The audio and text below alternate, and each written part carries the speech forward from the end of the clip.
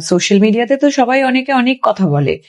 আহ, দীর্ঘদিন পর অবশেষে এক ফ্রেমে দেখা গেল ঢালিউডের মেগাস্টার শাকিব খান ও চিত্রনায়িকা অপু বিশ্বাসকে বিমানবন্দরের একটি ফ্লোরে। আর সেই মুমেন্টকে স্মৃতিকর করার জন্য তুলেছেন সেলফি এবং ছবিও, যা ছবিগুলো সোশ্যাল মিডিয়ার মধ্যে মুহূর্তেই তোলপাড়। এবং এই বিষয়টি নিয়ে চলছে চারদিকে তুমুল বিতর্ক, নতুন করে তৈরি হয়েছে গুঞ্জন। তাহলে কি তাদের সম্পর্কের মধ্যে আবারও টানা হেরচা চলছে? এই বিষয় নিয়ে মুখ খুলেছেন ওপার বাংলার জনপ্রিয় অভিনেত্রী শুভশ্রী গাঙ্গুলী। শুভশ্রী গাঙ্গুলী হঠাৎ করে অপু বিশ্বাসের সাথে শাকিব খানকে দেখে তিনি রেগে মেগে ফেটে উঠেছেন। তিনি বললেন, শাকিব, তুই আবারও কেনই বা অপু বিশ্বাসের সঙ্গে মিশছিস? চলুন এক নজরে দেখে আসি অপু বিশ্বাস এবং শাকিব খানকে নিয়ে শুভশ্রী গাঙ্গুলী কি মতামত করলেন।